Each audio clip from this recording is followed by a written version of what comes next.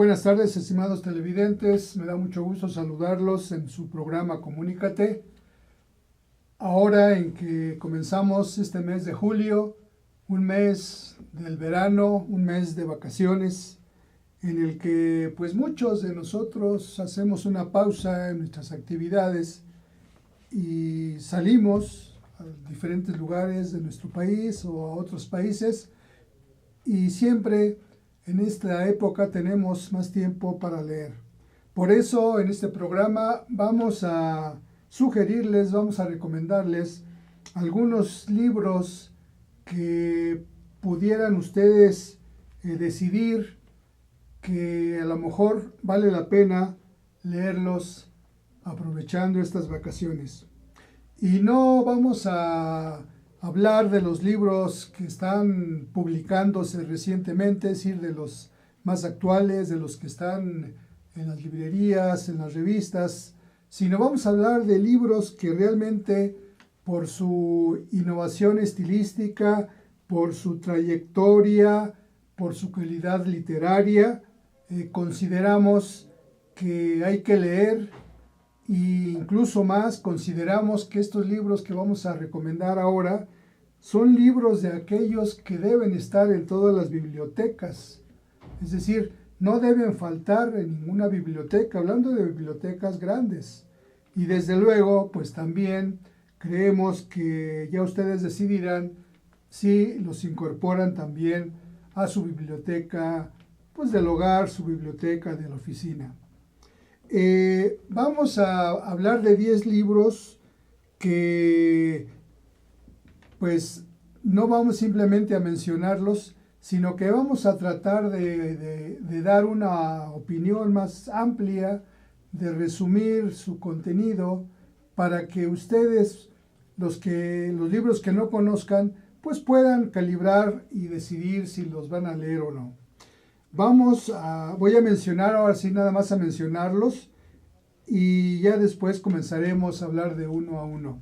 Hablaremos de 100 años de soledad de García Márquez, del Corazón de las tinieblas de John Conrad, hablaremos de Orgullo y prejuicio de Jane Austen, de Trópico de Cáncer de Henry Miller, de Crimen y castigo de Fyodor Dostoyevsky, de Ulises de James Joyce, de Lolita de Vladimir Nabokov, En busca del tiempo perdido de Marcel Proust, Madame Bovary de Gustave Flaubert y La señora de Dalloway de Virginia Woolf.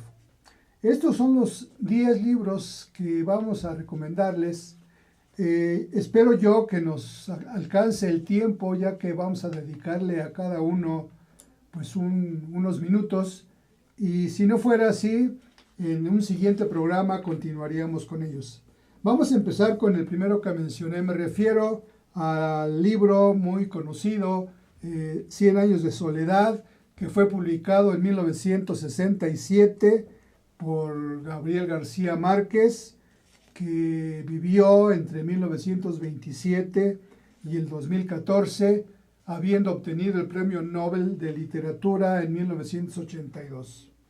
Este libro se constituye ya como una novela que ya es como legendaria en el desarrollo de la literatura universal.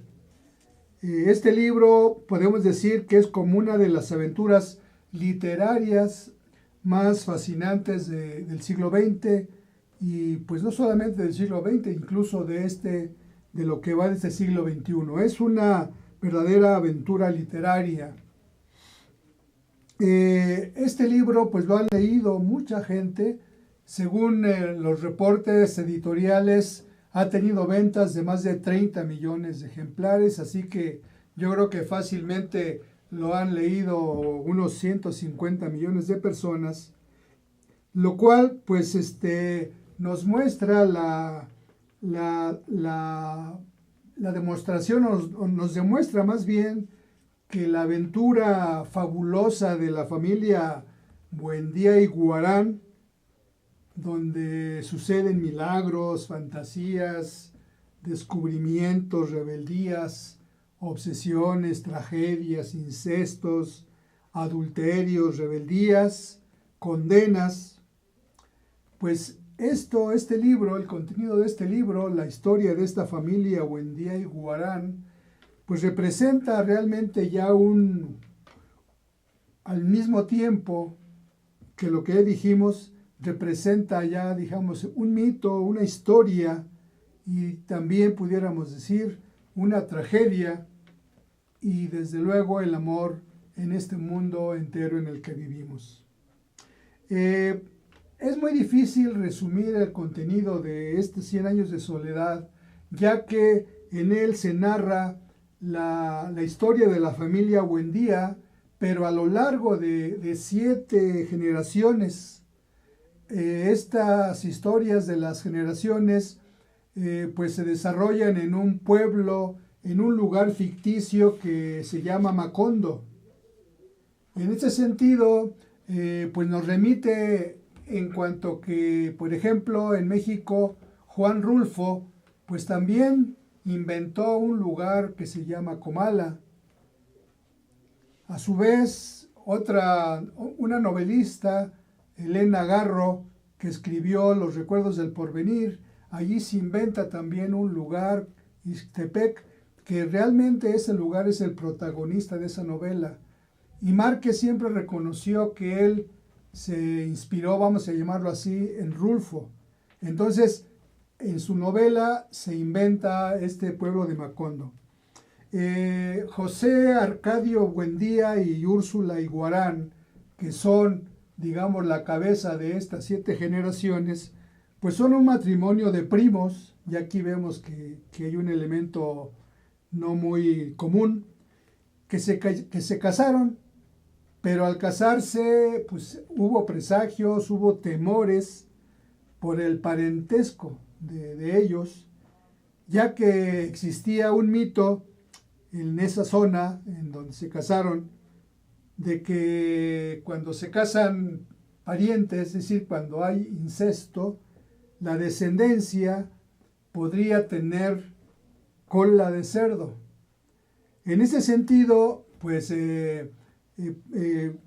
José Arcadio y Úrsula no tenían hijos y precisamente en una pelea de gallos, donde el gallo de José Arcadio venció a uno de Prudencio Aguilar, pues este lo insultó y le dijo que a ver si ese gallo le hacía el favor a su mujer, porque se pensaba pues que él no podía porque no tenían hijos. Pero en realidad no tenían hijos por ese miedo de que se cumpliera la descendencia de tener hijos con cola de cerdo. En ese sentido, ese señor que perdió su gallo lo retó y José Arcadio lo mató.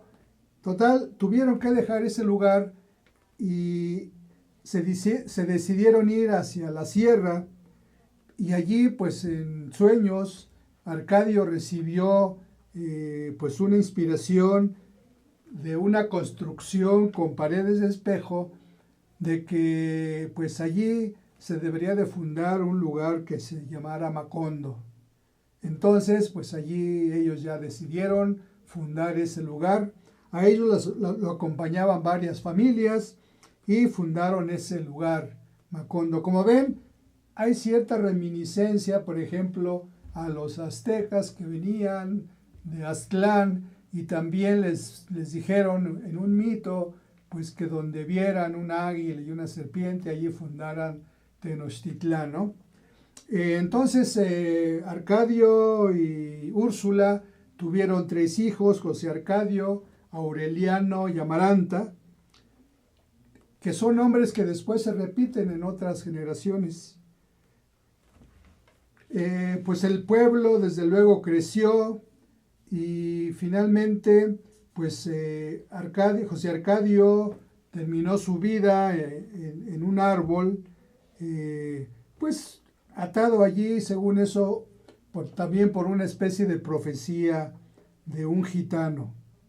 En ese sentido, Úrsula, su viuda, pues se convirtió en la matriarca y vivió más de 100 años cuidando la familia y el hogar. Pero el pueblo, como decía, pues fue creciendo, fue aumentando en todo. Y en esos tiempos llegó una Rebeca que fue adoptada como hija, pero también Rebeca trajo la peste y el insomnio, es decir, eh, los habitantes no podían dormir, los habitantes incluso perdieron la memoria, ya no sabían cómo nombrar las cosas, entonces José Arcadio Buendía, ya el hijo del primero, pues comenzaron a poner una etiqueta a las cosas para que la gente pudiera saber qué eran las cosas. Pero después vino otro problema de que ya no podían leer, ¿sí? En ese sentido, pues era un gran problema, pero un gitano, Melquíades, les llevó una bebida que surtió efectos inmediatos y pues así todo digamos, se pudo arreglar. Después hubo una guerra donde Arcadio Buendía fue coronel, fue nombrado coronel, perdón, y luego fue jefe y pues llegó a ser un dictador, pero pues lo mataron y lo fusilaron los conservadores. Es decir, continuó la guerra, después llegó la paz y el coronel Buendía regresó a su casa, se alejó de la política y pues se dedicó a algo muy curioso que se cuenta, que se dedicó a fabricar pescaditos de oro, pero lo curioso es que al terminar la cantidad de oro, volvía a fundir el oro y volvía a hacer pescaditos, es decir, fue una ocupación, como ven ustedes eso. Pues luego vinieron otros hijos, ya vino Aureliano Triste, que puso una fábrica de hielo allí en Macondo. Luego otro Aureliano Centeno, pues trajo el ferrocarril y el telégrafo, el gramófono, el cine. Es decir, el pueblo prosperó hasta que hubo una huelga de los cultivadores de plátano, y para acabar con esos huelguistas, pues vino el gobierno y los asesinaron y los arrojaron al mar. Después de esta masacre de los trabajadores del plátano, pues vinieron unas lluvias que duraron 4 años, 11 meses y 2 días. Como ven, todo en esta novela tiene un significado muy preciso, muy mitológico, muy, digamos, mágico. Por eso se dice que es una novela dentro del realismo mágico. Después ya nace Aureliano Babilonia como otro descendente ya de una tercera generación, y finalmente cuando acaban las lluvias, finalmente muere Úrsula y Macondo pues queda desolado por tanta agua. Entonces ya la familia se ve reducida, Macondo pues ya casi desaparece, ya nadie se acuerda de los Buendía.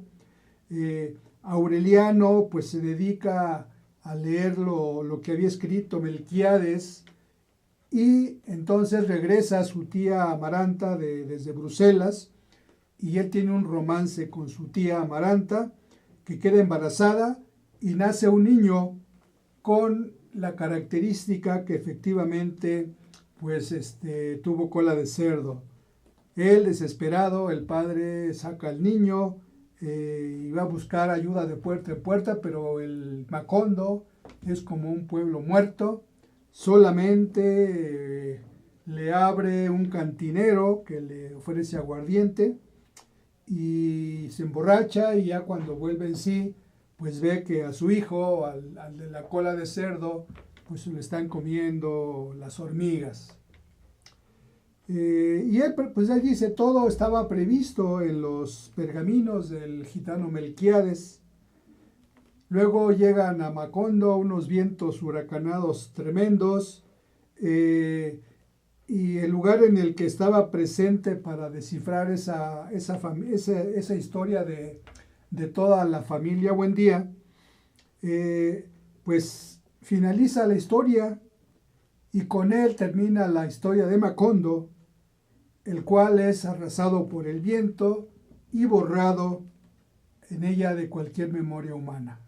Básicamente este sería así un resumen pues demasiado breve de 100 años de soledad. Y pues este termina básicamente con una frase muy contundente que dice, porque las estirpes condenadas a 100 años de soledad no tenían una segunda oportunidad sobre la tierra.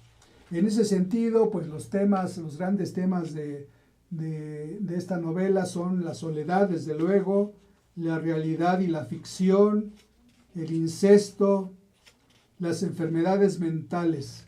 Básicamente, digamos, estos son la gran temática de esta gran novela, de esta obra maestra que escribió este colombiano, aunque esta novela fue escrita aquí en México, donde fue pues ya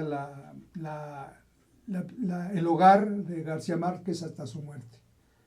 Vamos a hacer una breve pausa.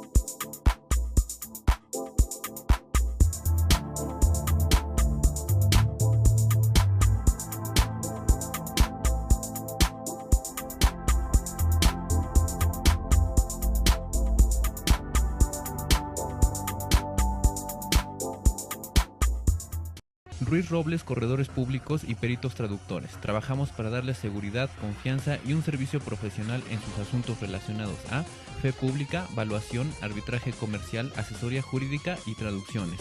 Para nosotros lo más importante es su satisfacción, brindándole además la asesoría jurídica necesaria en su negocio, con un equipo de profesionales capacitados para prevenir y resolver situaciones de riesgo en su empresa.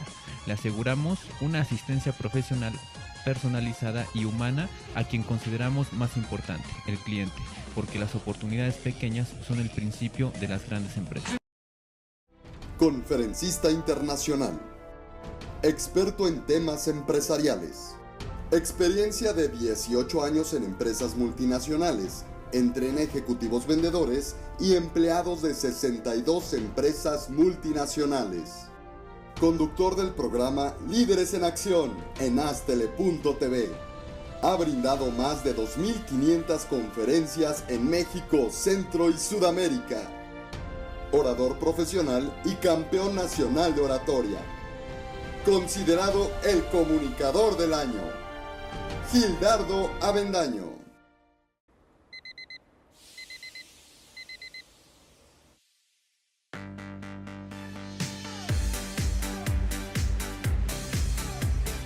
Cuando la vida te pone a sudar, hidrata la vida. Electrolit, científicamente hidratante.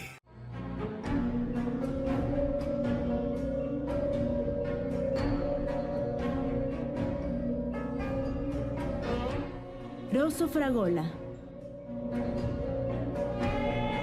Arte en fresa que seduce tus sentidos.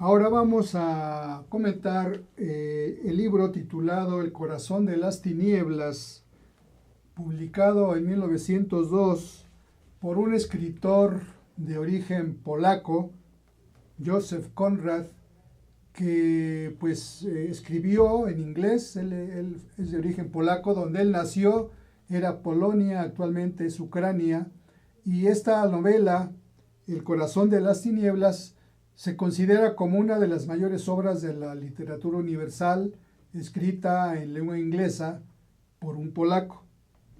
Este señor, desde su juventud, se dedicó a la mar, le gustaba mucho andar en barcos mercantes. Entonces, en 1890 se embarcó rumbo a África. Él tenía muchas ganas, tenía una ilusión de conocer África, y se fue en un barco y él llevaba el timón. Su trabajo era recorrer el río Congo para llevar suministros a las estaciones comerciales de Bélgica, y también recoger el marfil y la madera que se hubiera acumulado en esas estaciones. Él había soñado estar en África, pero ya en la realidad pues se decepcionó mucho.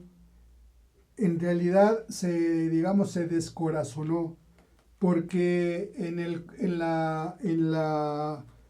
Congo, en el Estado Libre del Congo, así se llamaba, ese Estado Libre era propiedad del rey Leopoldo II de Bélgica. No era del país Bélgica, era del rey, ¿sí? Entonces, allí él encontró que pues era un ejemplo de lo horroroso que era el colonialismo en el siglo XIX. Fue testigo de cómo explotaban los recursos naturales y de cómo la gente se veía reducida a una condición de esclavitud, aunque legalmente no se le llamaba esclavitud, pero en la práctica así era. Él enfermó gravemente de malaria y se retiró. Estuvo apenas unos 2 años en África y ya se retiró a Europa para recuperarse de la malaria, pero nunca se repuso realmente de esa enfermedad. Por eso ya no regresó a África. Sin embargo, 9 años después de su regreso a Europa, en el año 1902, publicó esta novela que llamó El corazón de las tinieblas, donde pues narra esa experiencia tan dura que tuvo en África, y realmente pues considera que allí encontró el lado oscuro del alma humana. Él así lo considera, no por el color desde luego de los africanos, sino más bien por el color del alma en este caso de los colonizadores, de los belgas, de los europeos.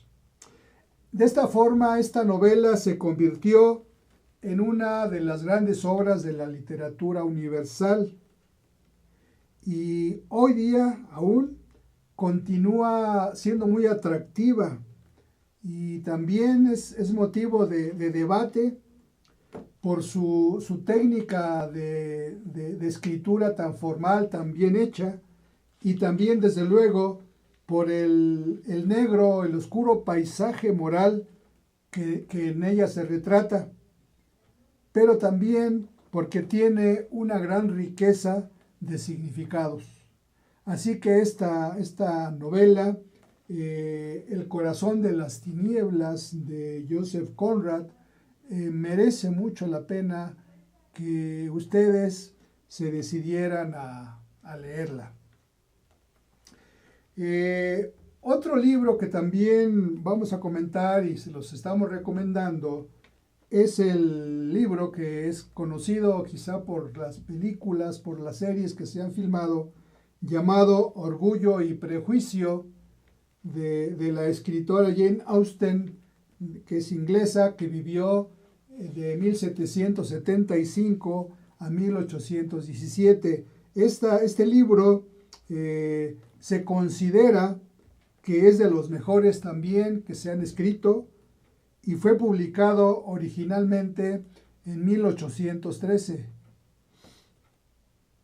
Se le considera, como ya lo mencionamos al principio, que es una obra maestra de la literatura inglesa de todos los tiempos. Ya estamos en el siglo XXI. A lo largo de esta novela, la trama se desarrolla con un mecanismo, dicen algunos críticos, del mecanismo de un reloj de precisión. Es decir, todo lo que se narra va sucediendo con esa precisión de un reloj. Ella pues describe un conjunto de personajes que conforman, digamos, un perfecto y un sutil retrato de la época. Porque el contenido de esta novela, más que nada, o no es más que las peripecias de una señora que quiere casar a sus hijas con los mejores partidos de la región en que viven. Pero los vaivenes sentimentales de las hermanas y el oportunismo de un clérigo pues hacen que esto no resulte como ella lo tiene planeado. Pero realmente ella traza unos caracteres perfectamente bien delineados y hace un análisis de las relaciones humanas que en esa época ella ya las ve como sometidas a un rígido código de conducta o de costumbres. Y en ese sentido es muy interesante el que haya esta contrastación entre el rígido código de costumbres y la forma en que la autora va describiendo las conductas. Por ejemplo, se dice que las jóvenes en ese tiempo pues deberían cultivar pues, la pintura, forrar biombos, hacer bolsitas de tela y pues también conocer de música, de canto, de dibujo, de danza, quizá conocer lenguas modernas, para que se les pudiera decir que eran mujeres talentosas, pero talentosas en el sentido estricto de que estaban pues preparadas para que los mejores partidos, para que los mejores hombres de esa época se casaran con ellas.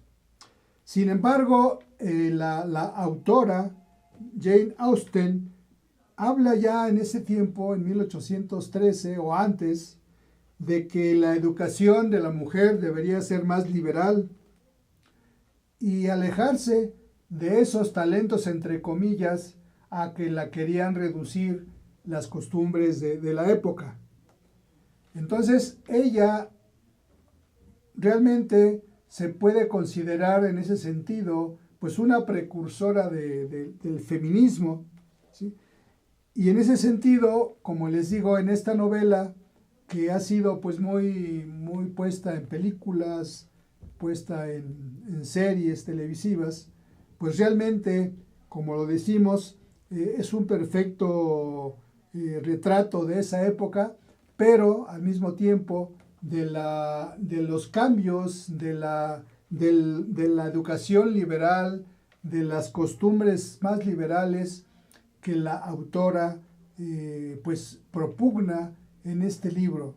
Así que es un libro de principios del siglo XIX, pero que puede ser leído con mucho gusto por la forma en que está escrito, pero también puede aportar conceptos muy interesantes en este sentido de la mujer actual. Otro libro que vamos a recomendarles precisamente es ahora de un escritor norteamericano. Nos referimos a Henry Miller y el libro que comentaremos es El Trópico de Cáncer. Este libro es célebre por sus descripciones sexuales de gran franqueza y en varias ocasiones de un carácter muy detallado, pero se le considera, no obstante, una de las obras maestras de la literatura del siglo XX. Esta novela se puede decir que es una obra de las más rupturistas, es decir, de las que rompieron el esquema, que rompieron la temática, y también de las más influyentes y más perfectas de la literatura en inglés. Esta obra la escribió este escritor, que es un gran escritor, Henry Miller, y se refiere básicamente a narrar una estancia que él tuvo en París. Él, desde luego, como dije, es norteamericano, él proviene de Nueva York, pero él pues se fue a París, y en este libro pues narra su estancia en París. Fue publicada, como les dije, en 1934 en París, porque en los Estados Unidos fue censurada. No se permitió que se publicara. Siendo así que hasta 1961 se pudo publicar en París, digo en Estados Unidos. Pero una vez publicado en Estados Unidos, después de haber pasado muchos juicios sobre su legalización, ya que Henry Miller pues, fue acusado de ser pornográfico, entonces inmediatamente que salió se vendieron 100,000 ejemplares en una edición de tapa dura y 1,5 millones en su versión o en su edición más bien de bolsillo. Como ven, tuvo un gran éxito editorial. La crítica considera que esta novela, Trópico de Cáncer, es la mejor de Henry Miller. Después escribió Trópico de Capricornio, donde narra precisamente aspectos de su niñez. Esta novela sitúa o coloca a Miller a la altura de un Walt Whitman de Thoreau, y en realidad nos hace una descripción muy buena del París de los años 30, centrada pues mucho en sus experiencias sexuales, pero también en experiencias del comportamiento humano. Actualmente esta novela es considerada, como ya lo dije hace un rato, una de las novelas más rupturistas, más influyentes y perfectas de la literatura en lengua inglesa. Es la historia, ya lo dije, de Miller malviviendo como escritor en París. Combina ficción y combina parte autobiográfica. Algunos capítulos son de una narrativa muy formal, muy estricta, donde pues describe a sus amigos, compañeros, lugares donde él trabajó. Otros capítulos están relacionados con un flujo de reflexión, de tomar conciencia. Está escrita en primera persona, como muchas de sus novelas, y también fluctúa mucho su forma de escribir entre el tiempo pasado y el presente. Desde luego, hay numerosos pasajes que describen de forma explícita los encuentros sexuales de Henry Miller. Pero desde luego, pues el libro no se centra en estos. Tiene otros elementos, como ya lo dije, de conciencia, de reflexión, de narrativa del medio de París, de sus amigos, de sus trabajos. Pero pues la censura fue drástica y realmente, como les dije, hasta 1961 se pudo publicar en los Estados Unidos. Muy recomendable también la lectura de esta novela Trópico de Cáncer de Henry Miller. El siguiente libro que recomendamos es un libro más conocido, Crimen y Castigo, quizá más conocido pero no tan leído. Este libro fue escrito por Fyodor Dostoyevsky, que vivió entre 1821 y 1881, siglo XIX. La novela la publicó Dostoyevsky en 1866. Es una obra maestra de la literatura rusa. tiene una característica que es lo que la hace muy atractiva, que es una novela de carácter filosófico, es una novela psicológica y también es una novela policíaca. Eso la hace una obra, una novela muy rica, y eso la convierte, como lo dijimos, en una obra maestra de la literatura rusa de todos los tiempos. Y también por eso es considerada una obra que llega a la cima de la literatura universal. Pues la historia que se narra en esta novela, pues vista en forma de la anécdota, como se dice, pues es la historia de Rodion Raskolnikov, que era un estudiante de la Rusia imperial. En San Petersburgo vivió este joven. Por falta de recursos, por ser muy pobre, casi miserable su familia, que eran su madre y su hermana, pues él tiene que abandonar sus estudios y dedicarse a conseguir dinero para ver si con eso pudiera lograr continuar los estudios. Y en ese sentido conoce a una anciana que era prestamista, pero era muy vil, era muy egoísta, digamos, era realmente una avara, ¿no? Y con él pues fue a empeñar algunos de sus valores. Vamos a hacer una breve pausa y continuamos hablando de Crimen y Castigo.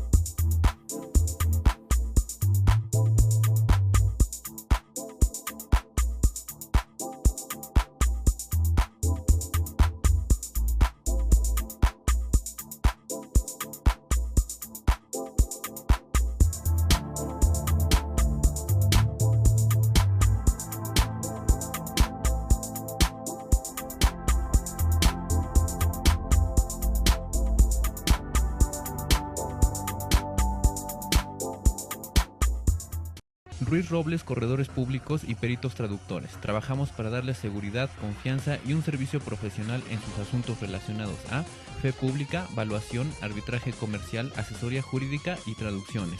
Para nosotros lo más importante es su satisfacción, brindándole además la asesoría jurídica necesaria en su negocio, con un equipo de profesionales capacitados para prevenir y resolver situaciones de riesgo en su empresa. Le aseguramos una asistencia profesional personalizada y humana a quien consideramos más importante, el cliente, porque las oportunidades pequeñas son el principio de las grandes empresas. Conferencista internacional, experto en temas empresariales, experiencia de 18 años en empresas multinacionales, entrena ejecutivos vendedores y empleados de 62 empresas multinacionales. Conductor del programa Líderes en Acción en Astele.tv. Ha brindado más de 2.500 conferencias en México, Centro y Sudamérica. Orador profesional y campeón nacional de oratoria. Considerado el comunicador del año. Gildardo Avendaño.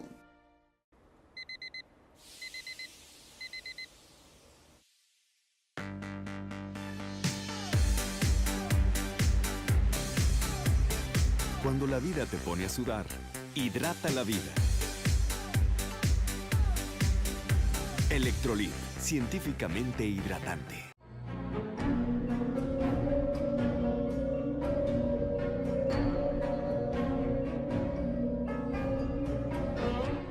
Rosso Fragola. Arte en fresa que seduce tus sentidos.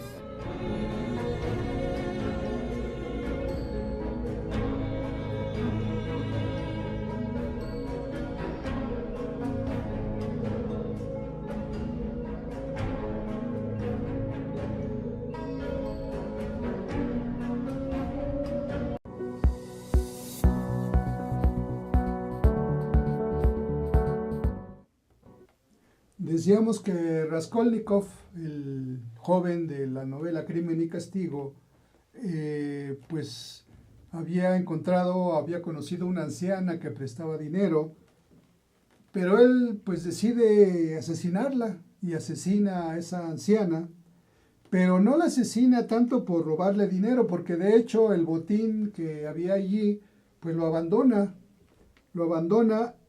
y sale apresuradamente de la casa, sino que la asesinó, según él, porque era un ser humano vil, era un ser humano negativo para la sociedad, era como un piojo que solo puede entorpecer a quienes lo rodean. Pero Raskolnikov en la novela tiene una posición todavía más radical o peor que esta del asesinato de la anciana, porque él dice que la sociedad se halla dividida en dos tipos de seres humanos, unos que son superiores y que tienen derecho a cometer crímenes por el bienestar general de la sociedad y que no son juzgados, y otros que dice él que son inferiores, que deben estar sometidos a las leyes, ellos sí sometidos a las leyes, y cuya única función es la reproducción de la raza humana. En ese sentido, la única justificación que tendría Raskolnikov del asesinato que había cometido era, pues, ser él un hombre superior, pertenecer a ese estrato superior, en el caso de, para no ser, digamos, sometido a las leyes y tampoco él sentir un remordimiento. Así pues, él trata de llegar a ser un hombre superior de ese grupo de seres humanos que eran inferiores y superiores, y conoce a un antiguo funcionario que era Marmeladov, que finalmente este señor era alcohólico y muere, pero una hija de él, Sonia, que era una joven que para apoyar a su familia, a su madrastra y a sus hermanos, pues se prostituía, y entonces Raskolnikov pues le atrae a esa joven y a ella le confiesa el crimen que él había cometido. En realidad, pues este libro, esta historia de Crimen y Castigo, tiene una culminación psicológica que le ocurre a Raskolnikov cuando él se ve presa de la ansiedad, se ve presa de los nervios y de los remordimientos, y se da cuenta de que él no puede llegar a ser un hombre superior, sino que va a ser un hombre inferior y por tanto debe someterse a las leyes, y pues aunque él desprecia a ese tipo de hombre, se entrega a las autoridades. Él en realidad no tenía culpa porque ya habían consignado y estaba en la cárcel una persona que según eso había matado a la anciana. Es decir, él no tenía nada por qué entregarse. Pero él se entrega y dice que él es el culpable, y en ese sentido pues es enviado a la cárcel en Siberia a cumplir una condena. Pero esa chica, Sonia, a la que ella le contó su historia, pues se va con él, lo acompaña hasta Siberia, lo acompaña a donde él iba a la cárcel. Y entonces, pues Raskolnikov se da cuenta de que él ama a Sonia, y entonces pues ya se le abre una esperanza de que él quiere terminar la condena para estar junto a Sonia. Este es más o menos, o es un resumen muy, muy breve del contenido de esta excelente novela que es Crimen y Castigo, que como ven, de acuerdo a lo que expuse, es muy, muy recomendable su lectura. pues nos queda poco tiempo, así que voy a apenas a comenté 5 libros, vamos a comentar uno más y el resto los dejamos para nuestro siguiente programa. El siguiente que vamos a recomendar es el Ulises, se llama Ulises, no el Ulises, Ulises, del escritor irlandés James Joyce. Seguramente ustedes han oído hablar de este libro, no sé si algunos lo hayan leído, pero también es considerada una por la gran parte de la crítica, es decir, la mayoría de los críticos, considera que es la mejor novela en idioma inglés del siglo XX. Y desde luego también es una novela muy influyente, que ha sido muy discutida, muy estudiada y muy renombrada en el siglo XX y lo sigue siendo en el siglo XXI. Según eso, Ulises, esta novela, es una gran novela y en ella, por ejemplo, la descripción que se hace de Dublín, donde se realiza todo el desenlace, todo lo narrativo de la novela en la ciudad de Dublín, la descripción que se hace por Joyce es de tal maestría, está tan bien hecha, que es muy comparable con el Londres que describe, por ejemplo, Dickens, o el París que describe Balzac. Entonces, es una novela de gran fuerza. Y uno de los rasgos más importantes de esta novela, de lo atractivo de la novela, es que Joyce utiliza en las diferentes partes de la novela, utiliza diferentes estilos, es decir, en cada capítulo utiliza diferentes estilos. Así que literariamente es muy, muy, muy interesante. Y el estilo que más utiliza es el del monólogo interior, es decir, como una corriente de conciencia, porque es un monólogo interior, no es un monólogo exterior, no es lo que llaman ahora un stand-up, no es un monólogo, sino es algo interior. Y en ese sentido, así lo llama James Joyce, monólogo, corriente de la conciencia, que expresan los pensamientos del personaje sin una secuencia lógica. Es decir, se expresa en una forma como realmente nos ocurre a nosotros en nuestro pensamiento. Nuestro pensamiento no es un pensamiento que sea lógico, que tenga una lógica en sí mismo, sino que nuestro pensamiento es disperso, nuestro pensamiento va yendo, va viniendo, nuestras ideas van fluyendo, pero no necesariamente en una lógica.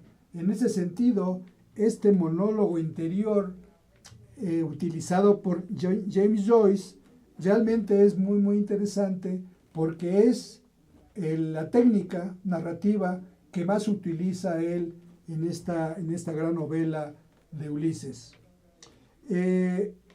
Realmente esta técnica sobresale mucho más en el último capítulo, o casi como en el epílogo de la novela, donde hay un monólogo, se da un monólogo muy, muy conocido del protagonista de la novela, que fue Molly Bloom, en el que todo el capítulo, todo este último capítulo, no hay signos de puntuación, no hay nada que permita ir dosificando los pensamientos, sino que es algo totalmente libre, fluye, ¿sí?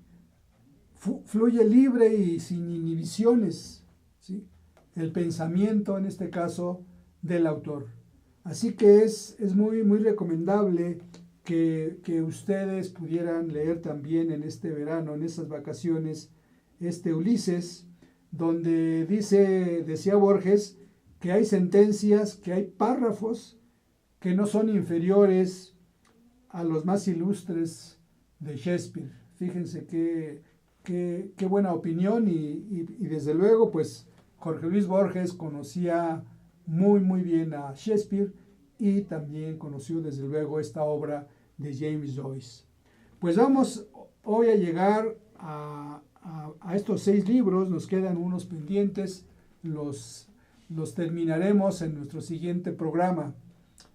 Espero que con esta exposición rápida, pero ya no tanto como hemos hecho otras, sino que ahora nos hemos detenido un poco más en comentar cada una de las novelas, pues ustedes puedan ir decidiendo cuáles van a ser los libros que van a tener a la mano para leer en estas vacaciones. No olviden que en las bibliotecas están muchos libros, desde luego los que quieran comprarlos, pues también, tanto sea como libros físicos en librerías o por internet, como también, desde luego, muchos de estos libros ya están en forma electrónica. Y desde luego, varios de estos libros, como ya no tienen derechos de autor algunos, pues están en forma libre, generalmente en PDF, en internet, donde ustedes los pueden, como se dice comúnmente, bajar y leerlos allí o bien imprimirlos incluso. Espero que les hayamos sugerido algo interesante, que les sea útil y los esperamos la próxima semana para concluir estas sugerencias de libros y también hablar de otros libros que también pudieran ser incorporados en sus vacaciones. Pues muchas gracias por su atención, les agradezco y los espero, los invito en nuestro próximo programa, el próximo lunes a las 2 de la tarde por www.astl.tv. Muchas gracias y buenas tardes.